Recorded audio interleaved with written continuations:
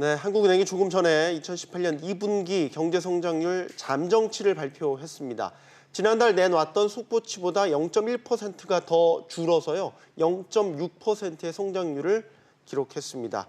반면 2분기 국민 실질소득은 전기 대비 1.0% 감소했습니다. 네, 성장률도 또 국민소득도 답답한 흐름을 이어가고 있는 우리 경제입니다. 과연 해법은 없는지 오늘 나온 경제 지표를 토대로 자세히 분석해 보겠습니다. 한양대 국제학대학원의 김광석 겸임 교수입니다. 어서 오세요. 네, 안녕하세요. 안녕하세요. 속보치보다 0.1%포인트가 더 준 걸로 나왔습니다. 어느 정도 네. 예상한 수치였다고 봐야 될까요? 예, 맞습니다. 사실 이제 경제 성장률을 발표하는 것이 일반적으로 속보치가 한번 나오고요. 네. 그리고 한 달 정도 있다가 잠정치가 나오고, 그리고 또 한 달 정도 있다가 확정치가 나온다고 보시면 좋겠는데, 네. 이 속보치를 발표한 이 한 달 전과 잠정치를 발표한 이 한 달 후 사이 동안에 긍정적인 어떤 경제의 흐름보다는 부정적인 흐름이 더 짙었기 때문에 네. 어느 정도 성장률이 하향 조정될 것이라는 전망이 좀 우세했었다고 볼 수 있습니다. 네. 자, 지금 2분기 경제 성장률이 전기 대비 0.6% 성장에 그쳤단 말이죠. 그러면은 그 배경은 뭐라고 볼 수 있을까요? 자, 경제 성장률을 이해하는 데 아주 좋은 프레임이 있는데요. 그 프레임은 하나는 수출입니다. 네. 그리고 또 하나는 소비예요. 그리고 또 한 가지가 바로 이 투자입니다. 네. 그러면 수출이 좋아졌느냐, 투자가 좋아졌느냐, 소비가 좋아졌느냐, 이 세 가지를 보면 좋겠는데 네. 수출은 안 좋아졌습니다. 왜냐하면 보호무역 조치라든가 무역 분쟁이라든가 신흥국 위기 가능성이라든가 이런 것들 때문에 수출이 안 좋았고요. 투자도 역시 마찬가지입니다. 금리 인상 기조라든가 그리고 불확실성이 가중되고 이러면서 투자 여건도 안 좋아졌고요. 마지막으로 이제 소비도 안 좋아졌는데 고용 여건도 안 좋아졌고요. 네. 그리고 소득도 더 줄어들면서 소비 여건도 줄어들었죠. 그러니까 이런 세 가지 측면에서 모두 봤을 때 경제 성장률이 하향 조정될 수밖에 없는 그런 환경 속에 처해져 있었다, 이렇게 평가됩니다. 네. 조금 더 자세히 들어가서 이제 많은 분들이 경제 성장률에 이제 숫자가 나오면은 단순히 비교를 하기 마련인데 네. 이게 분기별로 경제 성장률을 이제 계산을 하잖아요. 여러 가지 네네. 요소가 있을 텐데 좀 네네. 자세하게 그 기준을 설명해 주시겠습니까? 뭐가 예. 더해지고 빼져서 이 예. 0.6이라는 2분기에는 네. 숫자가 나오게 된 건지? 자, 지금 이 0.6%라는 숫자는 전기, 그러니까 1분기 대비 GDP가 얼마나 늘었느냐를 보여주는 겁니다. 네. 그러니까 1분기의 총생산 대비 2분기의 총생산이 얼마나 늘었느냐, 그 는 정도가 0.6% 정도밖에 안 된다라는 건데, 어떻게 늘었느냐를 쪼개보는 것은 앞에 말씀드렸던 수출이 얼마나 늘었느냐, 네. 투자가 얼마나 늘었느냐, 소비가 얼마나 늘었느냐, 그리고 마지막으로 정부 지출이 얼마나 늘었느냐, 이것의 가중 평균의 합이 일종의 경제 성장률 전기 대비 지수라고 볼 수 있겠습니다. 네. 그러니까 전기 대비로 봤을 때 이런 요소들이 전반적으로 안 좋은 방향으로 흘러가고 있다, 이렇게 보시면 그럼 좋겠습니다. 분기별로 나오는 성장률이 더해지고 예. 그럼 연간 뭐 정부 목표치도 제시가 되잖아요. 그렇죠. 예. 그런 것들도 뭐 지금 예를 들어 3% 미만, 네. 뭐 2.9% 정도 예상을 하고 있는데 네네. 지금 흐름으로 봐서는 네. 그것도 낙관하기는 그러게요. 예. 쉽지 않은 그거를 이제 전기 대비 그 분기별 성장률을 그 기준으로 연율로 계산을 할 수가 있어요. 연율로요? 그게 이제 예를 들어 2.9가 될 것이냐, 네. 2.8이 될 것이냐, 이렇게 보는 건데, 지금 아주 간단히 해석을 해보자면 0.6을 4를 곱합니다. 4를 곱하면 2.4 네요? 2.4 정도가 되죠. 네. 대략 2.4의 흐름이 이어지는 것이다, 지금 기조로 계속 간다면. 네. 그렇게 판단하시면 좀 쉽습니다. 물론 더 정밀하게 계산을 해야 되겠지만 지금 수준으로 봤을 때는 2.5가 되기 어렵겠구나, 이 수준이 계속 유지된다면, 그러니까 이제 위기의 신호라고 많이들 해석하는 겁니다. 3% 성장률은 요원하구나. 현재로 봐서는. 굉장히 어려운 상황이라고 볼 수 있습니다. 알겠습니다. 네. 자, 그리고 2분기 실질 국민 총소득 GNI도 이제 발표가 됐는데 1분기 실질 국민 총소득은 전기 대비 1.3% 증가됐단 말이죠. 그런데 네. 2분기는 오히려 1% 감소를 했단 말입니다. 네네. 자, 이 부분은 어떤 해석이 가능할까요? 자, GDP와 GNI를 좀 구분하면 좋겠는데요. 네네. 네. GDP는 국내 총생산이에요. 생산. 그리고 GNI는 소득입니다. 네. 다시 들어오는 말하면 돈이죠? 다시 네. 말하면 GDP는 기업의 생산 규모가 얼마나 늘었느냐를 보는 거예요. 네. 조금 더.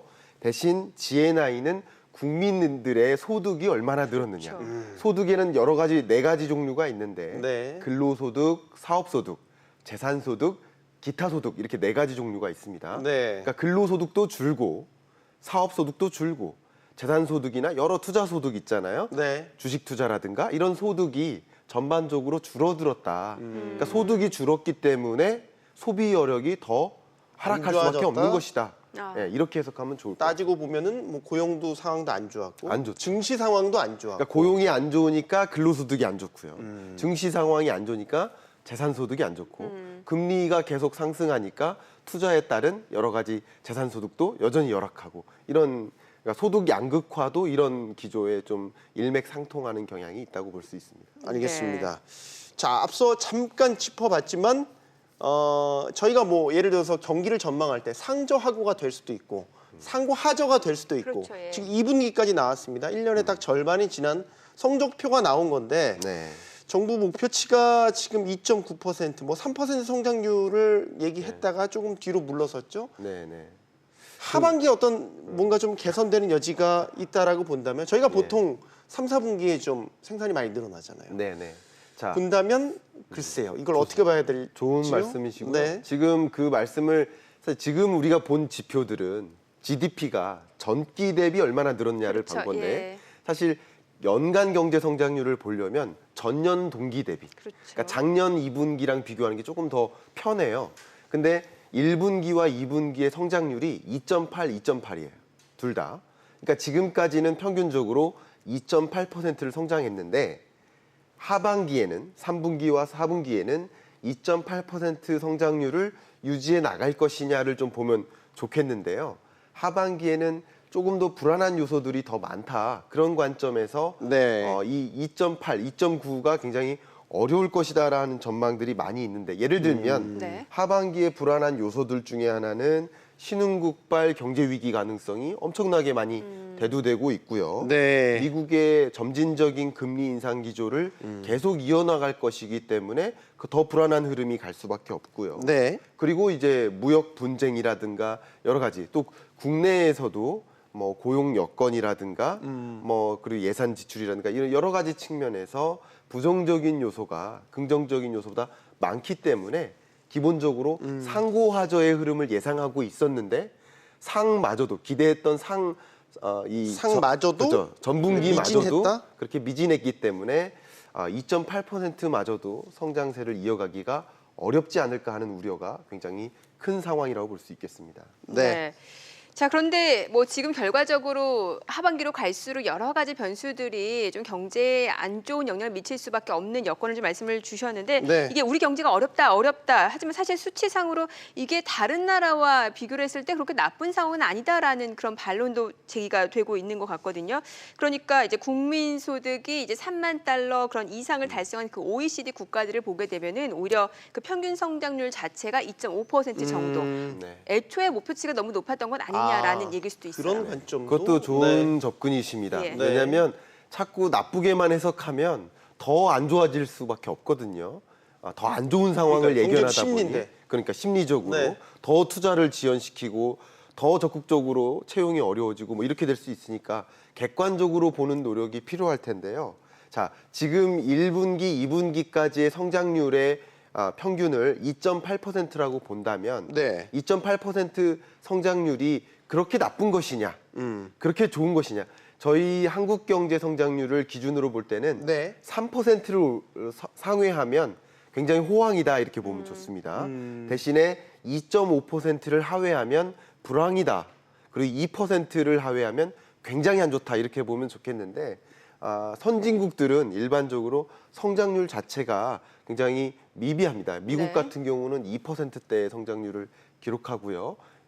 유럽이나 일본 같은 경우는 1%대의 성장률을 보이고 있죠. 그러니까 선진국들은 성장률 자체가 보통 2%를 상하회하는 수준이기 때문에 이제 선진국과 비교할 것이냐, 신흥국과 비교할 것이냐가 굉장히 중요한데 네. 단순히 이제 신흥국 뭐 중국이라든가 인도 7% 성장하는 인도 이런 신흥국과 비교하면은 굉장히 미비하기 때문에 적절한 비교가 필요한데 제가 보기에는 OECD 평균 성장률 정도 대략 한 2.5% 정도와 비교한다면 2.8%라는 성장률이 좋은 건 아니지만 그렇다고 침체다라고 말할 만큼 굉장히 안 좋은 건 아니다. 이렇게 해석할 수 있겠습니다. 자, 네. 그런데 저희가 여러 가지 측면을 지금 고려하고 있는데 그러게요. 성장률 자체의 목표치를 높게 잡아서는 안 된다 그런 관점도 있지만 저희가 이제 투자라는 지표를 봤었을 때 설비 투자가 지금 좋지 않은 상황이란 말이죠. 예. 그러면 앞으로의 잠재 성장률에도 다 영향을 미치는 거고 그렇죠. 앞서 잠깐 봤지만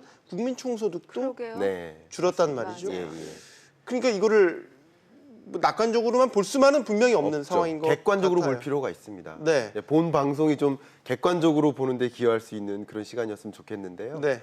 무조건 나쁘게만 볼 것이 아니라 2.8%라는 숫자는 그래도 좋은 건 아니지만 그렇게 나쁜 건 아니다라는 거죠. 2.5%를 기준으로 해서 보면 조금 더 해석이 명확할 것이라고 생각이 됩니다. 네. 그런데 예를 들면 기업들이 앞으로 하반기 경제가 안 좋다고만 판단한다면 투자가 더 위축됩니다. 네. 투자가 위축되면 당연히 고용이 창출되기 어려워요. 그러면 전체 국민의 소득 수준이 또 떨어질 수밖에 없어요. 그러면 또 소득이 떨어지니까 소비가 더 위축되고 그러면 기업들은 더 적극적으로 투자할 수가 없는 상황에 직면하죠. 더 악화를 더 구축하게 되는 상황에 직면할 수 있기 때문에 네. 객관적으로 경제 여건을 좀 판단했으면 좋겠습니다. 네. 일단은 지금 뭐 정부도 지금의 경기 상황, 경제 상황을 이제 심각하게 인식을 하고 있는 것 같습니다. 네. 이제 내년 471조 원이라는 그 슈퍼 예산을 꺼내들고 일자리도 창출하고 경기 부양에 살을 걸겠다라는 건데 자 문제는 효과일 것 같습니다. 실효성 논란 여전히 있는 상황에서 지금 0.6% 2분기 경제 성장률 잠정치 성적표를 받아든 상황이란 말이죠. 그렇다면은 과연 이 슈퍼 예산 재정 부양이 어느 정도 효과를 낼 것인지가 중요할 것 같은데 어떻게 보십니까?